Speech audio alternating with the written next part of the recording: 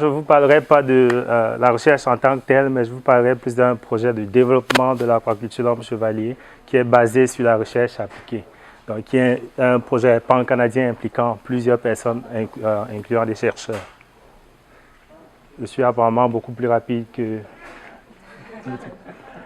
Donc, l'homme chevalier, c'est un poisson d'eau douce qui est proche du saumon atlantique et de la truite arc-en-ciel, mais selon les chefs, le goût est exquis, la qualité est meilleure. Et c'est selon le Monterrey Aquarium qui classe les poissons dans le monde, c'est un poisson classé comme durable parce que l'élevage se fait en terre. Donc, l'ISEC, c'est un projet pan-canadien pour développer ce secteur. Et le projet est financé par l'APECA, l'Agence de promotion économique. L'Agence de promotion économique du Canada Atlantique, c'est un projet FIA et l'Institut de recherche sur les zones côtières est le porteur du projet. Donc, moi, je suis le gestionnaire de ce projet-là.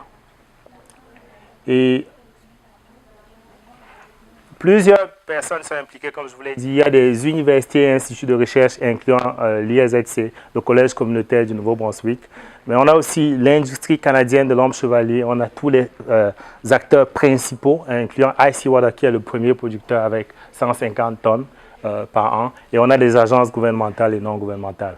Mais en fait, le projet FIA Homme Chevalier vient d'où? Ça découle d'un atelier international sur l'homme chevalier qui a été organisé à Moncton en 2011, au cours duquel on a invité des partenaires de partout dans le monde pour venir déjà évaluer la qualité de l'homme chevalier qu'on a ici et entreprendre des projets pour le pousser plus loin. Donc, le projet a été lancé avec le financement de l'APECA en 2014. Et ça a été lancé ici au centre de congrès de la péninsule acadienne à Shippagan. C'était important que ça commence à Shippagan parce que c'est l'Institut de recherche sur les zones côtières qui porte le projet et qui implique tous ces acteurs. Et la rencontre de 2015 a eu lieu à Fort Point, Sheraton Mountain. C'était à Moncton, ici au Nouveau-Brunswick. Ce qu'on fait généralement, c'est que les acteurs, puisqu'ils sont à peu près 60 dans tout le pays, qu'ils viennent ici une fois par an, mais nous aussi on se déplace ailleurs, proche des aéroports, pour faciliter la tâche aux scientifiques et aux producteurs qui sont impliqués dans le projet. Et en 2016, quand j'ai pris le relais d'André Dumas, mon prédécesseur, on a fait une rencontre ici à l'Aquarium et Centre marin du Nouveau-Brunswick avec tous les acteurs. Il y a une journée scientifique qui implique à peu près 30 personnes qui sont vraiment des scientifiques et on met à la disposition des producteurs d'informations. Mais en plus de cela aussi, on a une autre journée où on invite des gens. Dr Sébastien Plante était invité par exemple en 2016. En 2017, la rencontre a eu lieu à Halifax, juste avant la rencontre annuelle de l'Association aquacole du Canada. Donc, on a mis les deux ensemble pour pouvoir enchaîner de l'homme chevalier à l'aquaculture canadienne. Et l'objectif du projet, comme je l'ai dit au début, c'est de développer durablement et commercialiser de façon profitable l'homme chevalier au Canada à travers la recherche appliquée, la gestion stratégique des activités du projet et aussi le développement d'une synergie entre les parties prenantes, les producteurs, les scientifiques et les deux paliers du gouvernement. Et quand on parle d'activités scientifiques, il y en a 10 au total, parmi lesquelles 4 activités qui sont essentiellement 1, 2, 3 et 7 qui sont sur la génétique. On a 4 activités qui sont sur la zootechnie, et une activité sur la nutrition et enfin un guide de bonnes pratiques de gestion de l'aquaculture d'homme chevalier au Canada. Et comme je l'ai dit, c'est l'APECA qui coiffe le tout, mais c'est l'ISEC qui gère le projet vraiment. Léonard est le porteur, Léonard Larocque, le directeur général de l'ISEC. Je suis le directeur du projet. Il y a un adjoint, M. Claude Pelletier. Il y a des techniciens qui produisent l'homme chevalier. Le coordonnateur du projet, c'est M. Daniel Blanchard et notre contrôleur financier, Rachel. La façon dont le projet stratégiquement géré, c'est qu'on a l'industrie et les scientifiques qui génèrent les informations importantes qui peuvent inclure la propriété intellectuelle.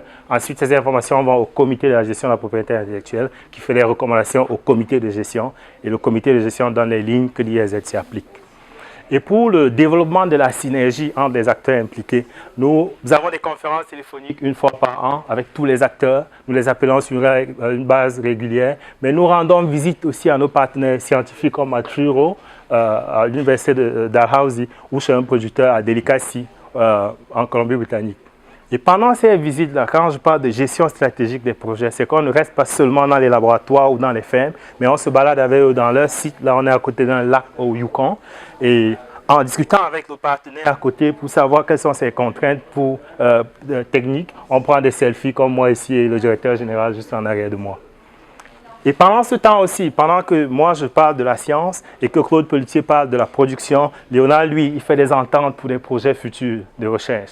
Donc c'est vraiment une façon stratégique de fonctionner. On voyage ensemble, mais dans un site, que ce soit dans un laboratoire ou dans un site de production aquacole, on ne fait pas les mêmes choses au même moment. Et comme l'un des résultats au Manitoba, il y a une ferme qui produisait au début du projet 40 tonnes. La production nationale, c'est 500 tonnes. Mais maintenant, cette ferme-là envisage produire 200 tonnes. Donc, ils vont passer de 4e producteur national au 1er producteur national. Et voilà le site qu'ils sont en train d'aménager pour 200 tonnes par an. L'autre résultat un peu plus petit, c'est qu'au Boston Seafood, on a pu amener quelques partenaires à leurs frais. Et on a rencontré ceux qui ont l'intention d'être les premiers producteurs au monde. Actuellement, c'est à peu près 6 000 tonnes de la production mondiale, mais cette compagnie islandaise veut produire 10 000 tonnes. Et notre directeur général était tellement surpris qu'il a dit « Hey, lui, c'est un gros poisson. » Et un collègue a dit « Non, ce n'est pas un poisson, c'est un éléphant. » Donc, les prochaines étapes, c'est de renforcer la collaboration qui existe entre les chercheurs, les producteurs et les décideurs, policymakers, pour être sûr que la synergie qu'on a commencée en 2014 va continuer, même à la fin du projet en 2018.